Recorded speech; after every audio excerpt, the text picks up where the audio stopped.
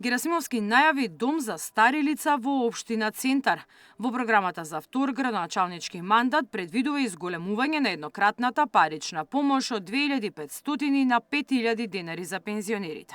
А во следниот мандат овој надоместок го зголемуваме од 2500 на 5000 денари. Продолжуваме со грижа за највозрастните преку проектот Центар се грижи за возрастните и итно копче, како и со организирање на бесплатни еднодневни екскурзии низ Македонија, за да им овозможиме на нашите сениори дружење, рекреација и активна социализација. Ново смарт осветлување со кое ќе се постигне поголема заштеда на финансиските средства за општина Аеродром, најави кандидатот за градоначалник од СДСМ. Систем за јавно осветлување што ќе креира заштеда на средствата. На почетокот овој проект ќе го имплементираме во јавните паркови, дворовите на сите детски градинки и основни училишта низ општината. Потоа ќе продолжи и кон замена на јавното осветлување и на сите улици и паркинзи во општината.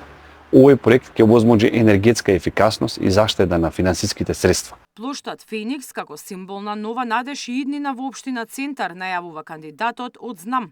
Лабудовиќ планира паркот да биде во рамки на новата општинска зграда, каде предвидува и 300 подземни паркинг места. Плоштадот ќе ја раскаже приказната за Центар и центарци. Феникс ќе никне во рамките на новата општинска зграда која ќе биде пример за еколошка, самоодржлива и современа архитектура, со повеќе од 300 подземни паркинг места, уметничка галерија и прв детски креативен центар и бројни содржини во корист на граѓаните.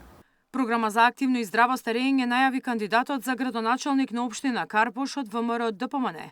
Лукровски во својата програма предвидува парична надомест за највозрастните од 20.000 денари, иницијатива преку која ќе може да се вклучат активно во општествениот живот. Ќе можат активно да се вклучат во општествениот живот, да го споделат своето знаење и животните искуства и при тоа да добијат месечен надомест од 12.000 денари. Преку оваа иницијатива, пензионерите ќе имаат можност да учествуваат во активности за зголемување на безбедноста во училиштата, разобувување на малата, подршка на младите преку пренесување на знаења и животни вештини, грижа за болните и изнемоштените. Кандидатите кои влегува во вториот круг за избор на градоначалник имаат уште еден ден за кампањските активности и промоција на проектите со кои ја бараат довербата. Во недела граѓаните ќе избираат градоначалник во 32 општини и град Скопје. Мирјана Давидовска, Сител телевизија.